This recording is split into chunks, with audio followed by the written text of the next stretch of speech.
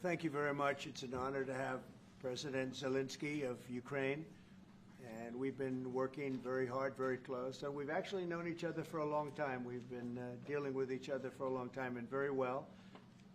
We had a little negotiation spat, but that worked out great, I think, for both countries. I think for the world, actually, beyond both countries. And we have something that is a very fair deal. And we look forward to getting in and digging and working and getting some of the rare earth. But it means we're going to be inside, and it's a big commitment from the United States, and we appreciate working with you very much.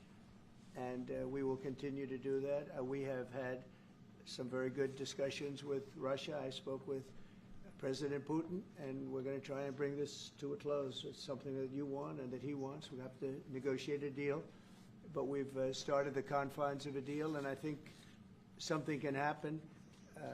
The big thing is the number of soldiers, mostly at this point, but soldiers being killed. You're losing thousands of soldiers. On both sides, we're losing a lot of soldiers, and we want to see it stop, and we want to see the money get put to different kinds of use, like rebuilding, and we're going to be working very hard, but we've had a lot of very good conversations. I will say until we came along, the Biden administration didn't speak to Russia whatsoever.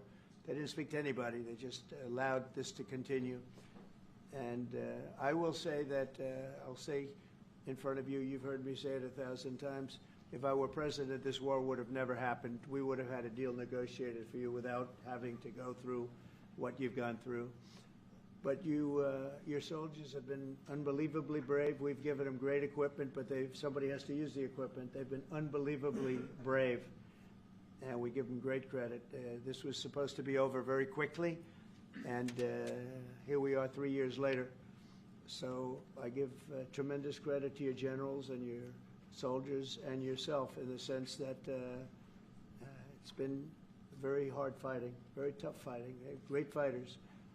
And you have to be very proud of them from that standpoint. But now we want to get it over with.